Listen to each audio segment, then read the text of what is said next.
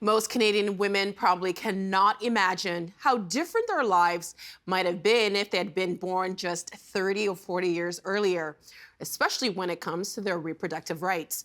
A new novel brings that story to life. It's called Looking for Jane.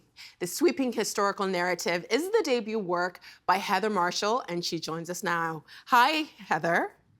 Hello, Nam. How are you? Great book, terrific. I don't want to spoil anything about this book. I think it's one of those books that you need to read yourself. So in our conversation, we'll kind of try to steer away from the details.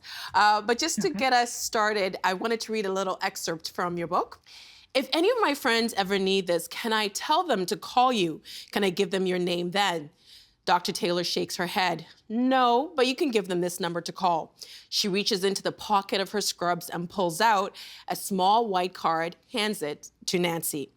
Nancy turns it over in her hand. There's nothing on it but a handwritten phone number. Whose number is this, she asks. Three quick honks blare from outside, and Nancy nearly jumps out of her skin. Dr. Taylor reaches behind Nancy's back to turn the creaky brass handle, opening the door onto a blast of cold evening air. Just tell them to ask for Jane. So, without giving away too much of the plot, can you tell us broadly what Looking for Jane is about? Yeah, so it follows the lives of three women of three different generations, all living in Toronto. And it's about family secrets, a lost letter, and women's ability to dictate their own lives. What inspired the book title Looking for Jane? Oh, so I'm actually glad you asked that. So I guess to begin, there's two types of writers. One is plotters who plan everything from the very beginning and then write the book, and the other is what we call pantsers, which is people who just fly by the seat of their pants. And I am definitely a pantser, but I usually know sort of the last scene or sentence or chapter of a book. It's usually what comes to me first and what I write first, and then I sort of work my way back from that. And when I conceptualized Looking for Jane, the last scene, and I won't give anything away, but that last line and the last scene came to me very, very clearly. And I thought, okay, I know the title. The title is Looking for Jane. And again, without giving too much away, each of the three main characters are in some way or another looking for Jane. So it came together quite beautifully, I think. I'm going to have to steal Pantser from now on. It's a thing in the writing community, and we're all like slightly ashamed. We wish we were plotters, but it's not always the way. The creative process has a mind of its own. Well, you mentioned that the story revolves around three women in three different generations. Why did you decide to write it that way? I think for me, as a consumer, as a reader, I really enjoy multiple perspectives on a story. And as a writer, I always think that there's, always more than one side to every story. And so that kind of format allows me to explore that same story from different angles. So I think it does, in some ways, just give a more fulsome picture of what's going on. But it also allows me to have a bit of fun with it in a way. You can use different literary devices, different voice. So from a creative perspective, I get to sort of write, three different books within one book, or three different stories within one book. So yeah, from a creative perspective, I really enjoy that. But for this book particularly, as I say, it's kind of my preferred format. But when I set out to do it, I don't think I realized quite how ambitious it was until I was into the weeds on it. But I wanted to show kind of this sweeping history of women's reproductive choice in Canada throughout the decades. So historical fiction was sort of the right genre for that, but also this format that allowed me to show different perspectives of those women living through those years where things were very different from one year to the next or one decade to the next. You say that historical fiction was the right genre to tell this story. Why is that? I mean, quite naturally, it was the maternity home system was in operation through the 1940s through to the 70s. So that in itself is, historical fiction. And then everything, even from the 80s to present day, was more kind of the near past. And again, because I sort of wanted to really show the evolution and how far we've come and how far we still have to go in some ways, historical fiction was just the right method for that. I want to come back to the maternity home system in a little bit. Mhm. But in your author's notes, you write that your first inclination is to say that this book is, it's a book about abortion, but that it isn't. What did you mean by that? Yeah, so it was always, there's this thread of the novel that's about women's fight for reproductive choice in Canada throughout the decades. But then there's this other thread that's all about the maternity homes. And what connects them is motherhood as a theme. So I do think that this novel is about motherhood. It's about the lengths women will go to end a pregnancy or to become pregnant, and then all of that gray area in between. And I hope that's what I've explored here. But I would say it is about motherhood and many facets of it. When women reach a certain age, there is still this assumption that motherhood is something that all women want. You write that Looking for Jane is about motherhood, about wanting to be a mother and not wanting to be a mother, and all the gray areas in between. Why did you want to confront that stigma about motherhood? I mean, it's we might get to this a little bit later, but my personal brand of feminism is all about choice. And so I think it's important that we acknowledge women's different choices when it comes to motherhood. There's often an element even of it being some kind of a race, if you don't have children by a certain age, that there's something sort of wrong with you, or you've made a mistake, or you failed in some way. And I really wanted to emphasize that people's choices, their individual choices, are valid if that's what's right for them. Parenthood is not for everyone. I'm a parent now, and I can totally understand why some people might not want to do this. That's a lot of work, and you have to be very passionate about it, I think. So, the assumption that all women want to be mothers, and if they don't, that there's something wrong with them, is a stigma that I can't believe is still sticking around. So it's one of the elements that I really wanted to explore in this book. And the book has a lot of historical facts weaved through this story that you tell. Through the course of your research, was there anything that you found out that kind of shocked you?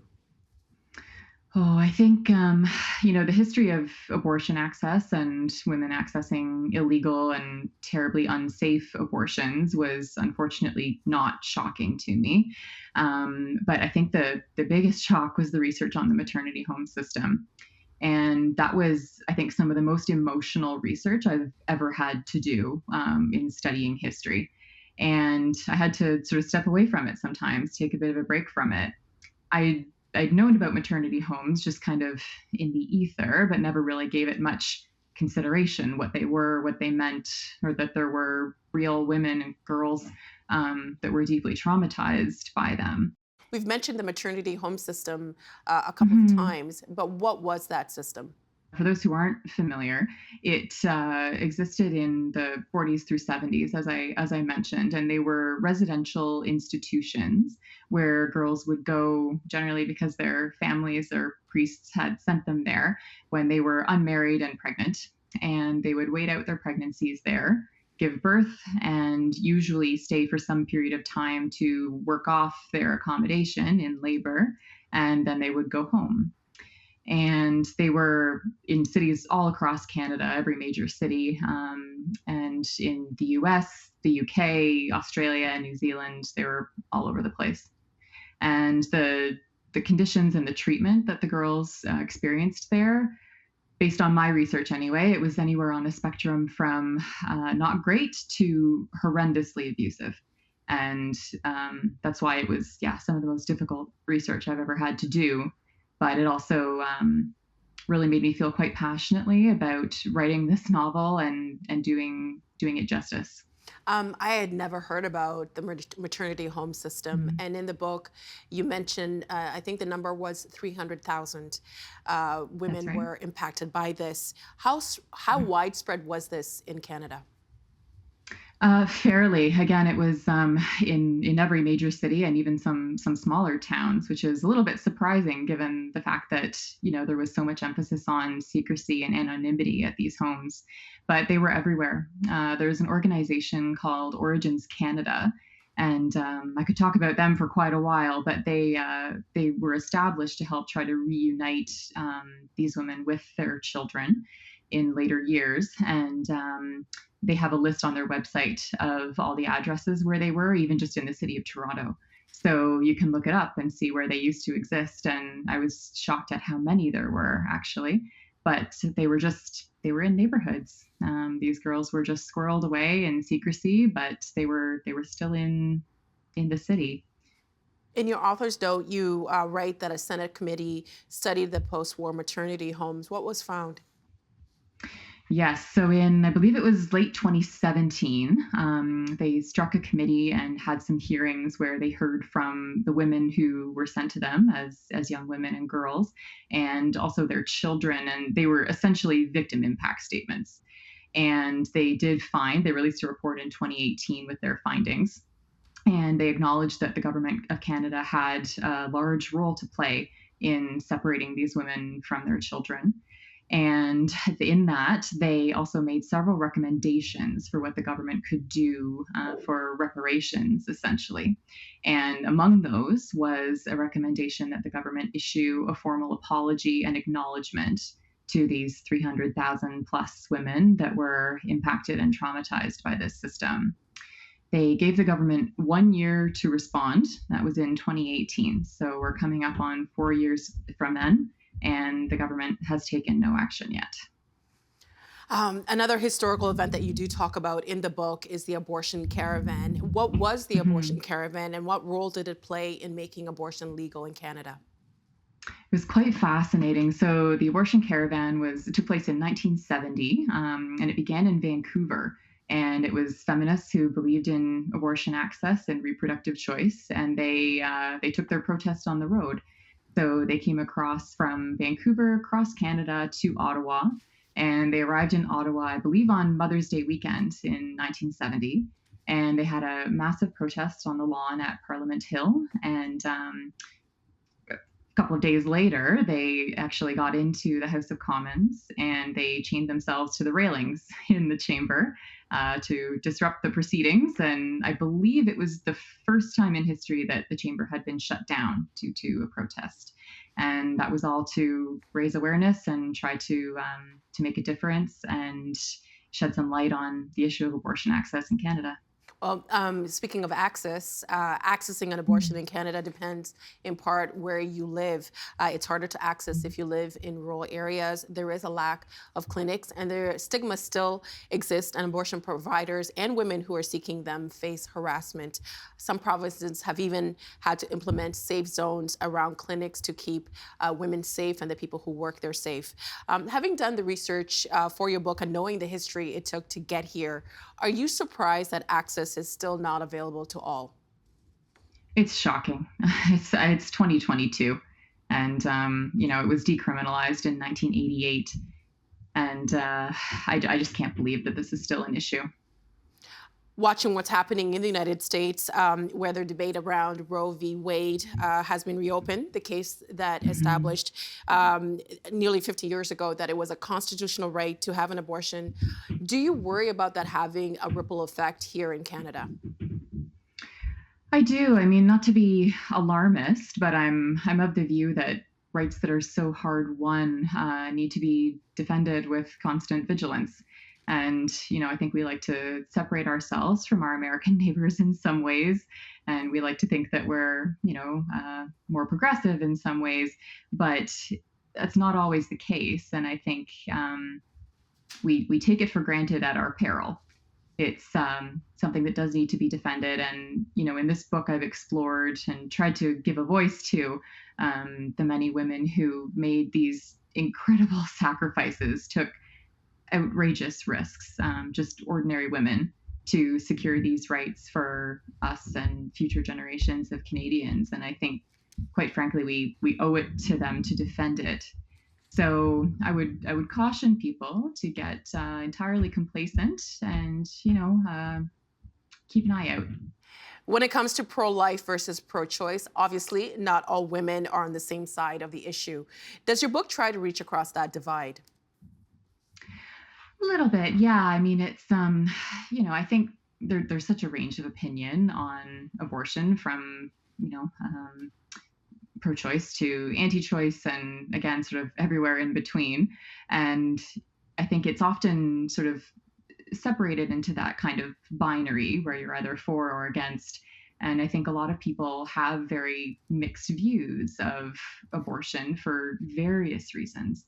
And, my hope with this book and the depictions in the book is that people can perhaps, regardless of what side you land on or somewhere in the middle, that you can maybe just try to have a bit of compassion for other people's choices, even if they're choices that you yourself would not make in the same situation. When you mentioned that you have an infant, congratulations, Yes. and Thank you. A R.I.P. little your tired. sleep. Yeah. You were pregnant with your first child during the writing of this book. Did it change your perspective on abortion?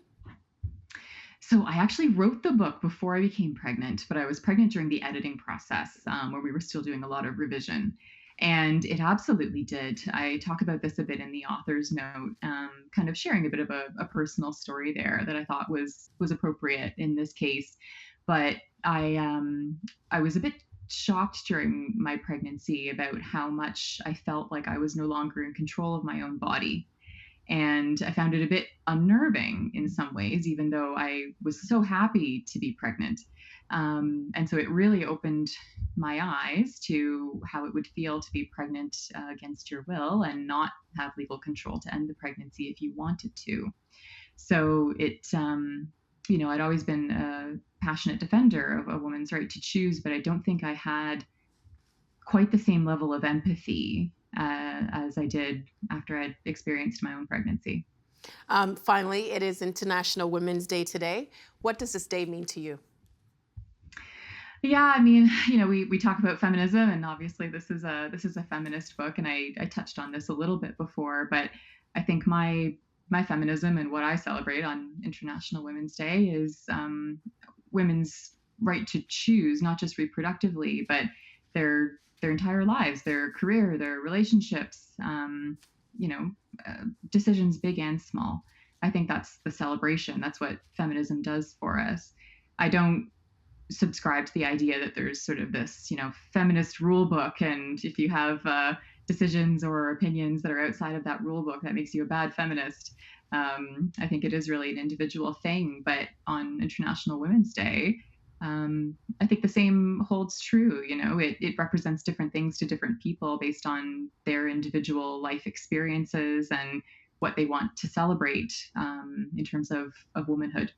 And Heather, I cannot believe that this is your first television interview because you were terrific. Oh, thank Congratulations you. on the book. Again, there's an incredible twist that is just amazing. I did a little dance around my living room. But congratulations on the book. And thank you so much for spending some time with us today. We appreciate it. Thank you so much, Nam. I appreciate it. The Agenda with Steve Paikin is made possible through generous philanthropic contributions from viewers like you. Thank you for supporting TVO's journalism.